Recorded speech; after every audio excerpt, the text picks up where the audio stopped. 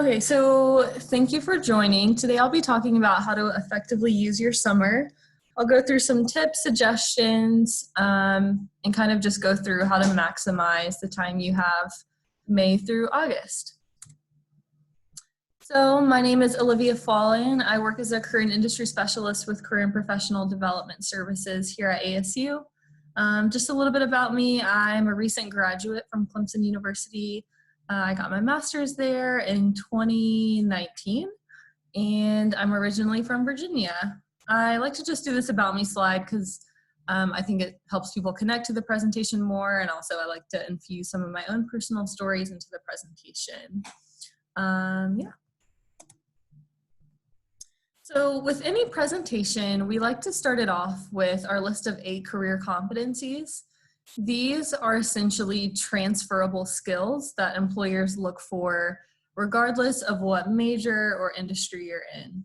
So just to give a little background information on how we even got these skill sets, NACE, which also stands for the National Association of Colleges and Employers, surveys companies throughout the United States and basically asks, what are the top skills you're looking for in your new hires? And for 2019, this is the list that surfaced. I would also recommend anytime you have an interview coming up, typing in NACE competencies, because these are oftentimes the questions employers are going to ask you in an interview. And so we have problem solving and critical thinking, written and verbal communication, leadership, digital technology, career management, teamwork and collaboration, professionalism and work ethic, and global and intercultural fluency. The #1 desired skill for 2019 was actually problem solving and critical thinking, which is pretty interesting. So what I will be primarily reviewing throughout this presentation are just these few tips for success on maximizing your summer.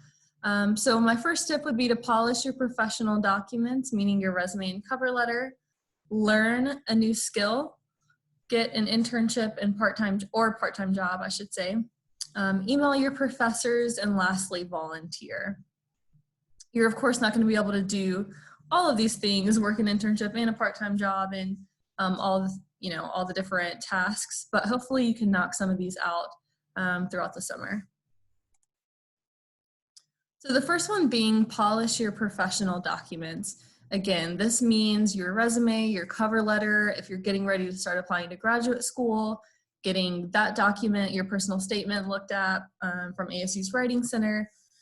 This is really the first step you should be taking before you start applying to any part-time jobs or internships. And you can actually schedule an appointment with Career and Professional Development Services in Handshake to review your documents. If you're not familiar, Handshake is essentially our platform we utilize for students to schedule appointments with our office, to also job search. You can also look up companies on Handshake. So it's a really great platform, and the URL for that is asu.joinhandshake.com. And you simply just use your ASU Write as your login. Additionally, I would recommend updating your LinkedIn and Handshake profile. So again, your Handshake profile looks somewhat similar to sort of a LinkedIn profile in that it expresses your work experience, your skill set, any volunteer experience, things of that nature. It's just really good to have all of these different platforms and documents updated so that you are putting your best foot forward as you start applying to positions. So just a couple of quick tips I wanted to throw in as you are looking at your resume. The resume to the right is an example of what not to do. So you don't want your resume in general to be a creative document. Really, it should just be the meat and bones of your professional experience.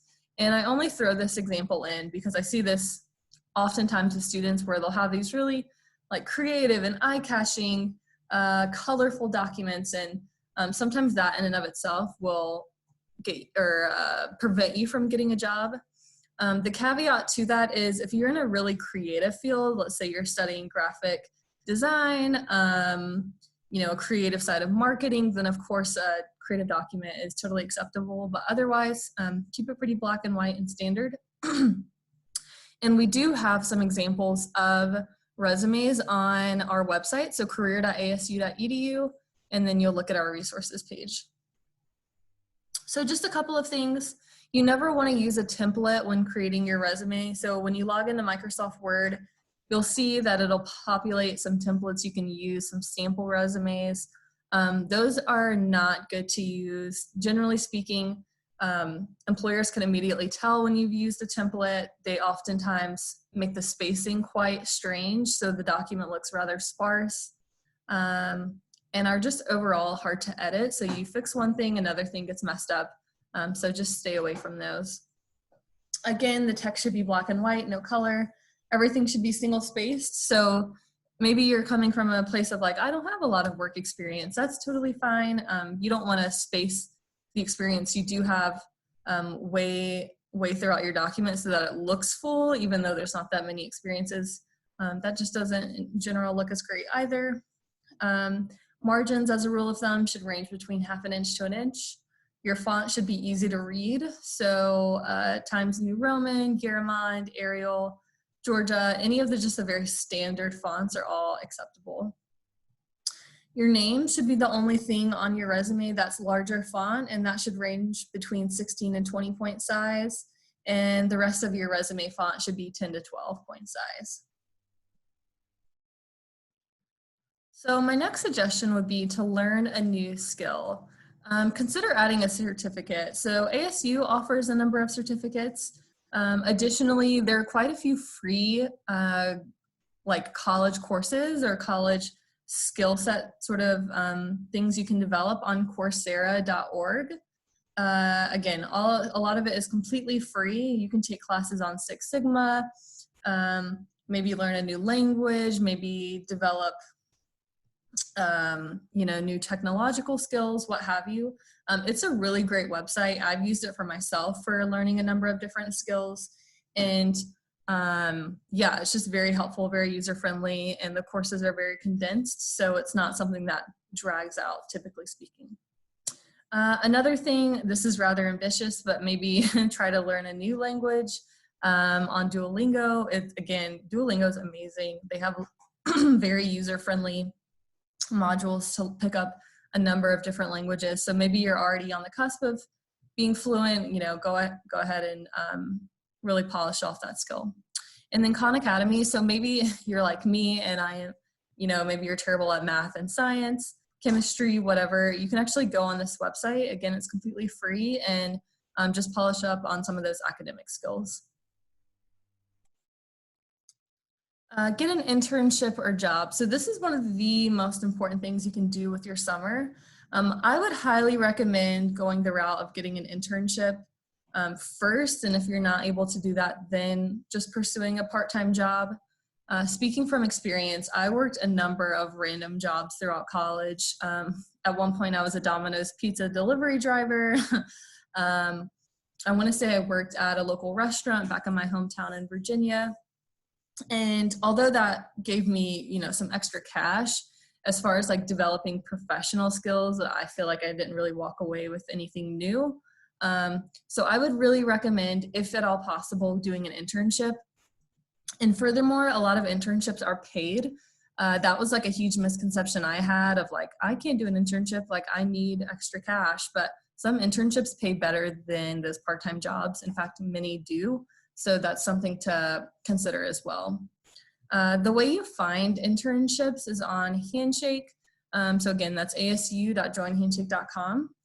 There's actually a couple different filters where you can filter out internship positions, paid positions. You can filter out roles based on industry, major, job function, et cetera, et cetera. And with any internship you apply to, you want to make sure you're tailoring your professional documents for each application. So this is a thing that a lot of students overlook. They kind of get their resume polished and then use that same resume to apply to 20 different jobs. I would not recommend that. I would recommend, if you're applying to, let's say, a marketing internship, highlighting your marketing experience first, and then your other not as relevant work experience after. Or if you're applying to a finance internship, maybe highlighting some finance classes you've taken first, just to show that you already have some of the skill sets that they're looking for. Also, keep track of each application. So in an Excel document, I would recommend putting the date you applied, the company name, position title, the position description, and then when you plan on following up. The more organized you can be in this process, the better it'll serve you. So definitely try to keep track of everything you apply to, as well as the position descriptions, so that when you do interview, you can look back at what the actual job was. I remember when I was in college, again, I wasn't always as organized with my internship search process, and I submitted around, I want to say 20 to 30 applications, did not keep track of any of those position descriptions. And then when I would get an interview, I would, excuse me, completely forget what the job was because I'd applied to so many. And oftentimes they take down that position description when they get enough applicants. So even if that's just like screenshotting the page, anything that can help you remember what that position entailed. And then also the summer is a good time to apply to fall positions. Any of the more competitive positions or competitive internships, you're generally going to apply 6 months to a year out. So it's good to start looking for fall now, now that the summer has started. And so like I mentioned, Handshake, you just log in with your ASU Right. In the right-hand side, just as a quick side note, if you click on Career Center, you can then schedule an appointment and kind of go from there. So that's a little plug. But if you're hoping to internship search or even full-time job search, part-time job search, whatever, you'll click on Jobs where you see that blue arrow. Next, you'll click on the button Internship, and this will filter out all the different internships. As you can see, you can also search by keyword, keyword or employer, as well as location. So whatever city and state you live in, you can look for positions based in that area. Then you'll click on the filter button, and this will bring this drop-down menu. And as you can see on the left-hand side, you can click on paid roles only. So maybe you're in the boat of, I can't do an unpaid internship. That's not very realistic for my lifestyle or situation. You can actually filter out only paid positions. As you can see, employer preferences, maybe you're an international student, you can filter out employers that sponsor, OPT, CPT, things of that nature. And then I just scroll down the drop-down menu a little bit farther. And as you can see, you can filter out based on industry, major, job function, like I mentioned. So maybe you're in the boat, which many students are, of like, I don't know exactly what internship I want, but I do know I would love to work in the finance industry. Excellent. So just searching for internships based on industry will load a ton of different positions for you to look through and peruse and see which ones seem interesting. Lastly, or I should say lastly, but almost lastly, email your professor. So maybe you finished off your first semester at ASU, your first year, what have you. It means a lot, I would say, to touch base with your professors, just sending them a small thank you for taking the time to maybe meet with you during their office hours, to providing all the helpful resources they did. You know, professors are a huge wealth of knowledge and information. And oftentimes it's really great to continue those relationships. And they even often know about research opportunities that maybe aren't listed online, you know, different volunteer opportunities. So it's really good to maintain that relationship. And I would almost guarantee you'd be one of the few, if not the only one, to send that follow-up thank you note. So it goes a really, really long way. And then volunteering. So maybe you're in the position of you have an internship, but you still have some free time, or you just want to give back.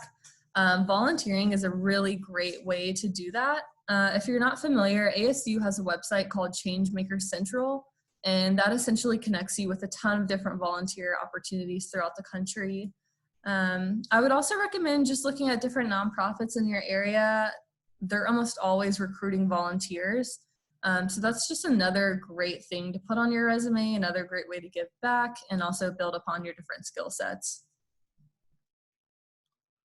And so I just wanted to insert a couple of screenshots of what Changemaker looks like, the website. So the URL for that is changemaker.asu.edu. And you're just going to click on Become a Changemaker on the left-hand side. Then once you click on that page, it'll load this page. And you'll click on Volunteer in your local community and find other ways to make an impact through service. Click on that button and then it'll load all the different opportunities available. Again, highly recommend. I would argue if you have a really great volunteer opportunity, sometimes that can be just as valuable as any other experience. So definitely recommend getting involved when you can. Overall, those are just a couple of tips on maximizing your summer. I hope this was helpful. If you want to talk about any of these different things further, if you want to get your resume looked at, please feel free to schedule an appointment through Handshake. We'd be happy to meet with you.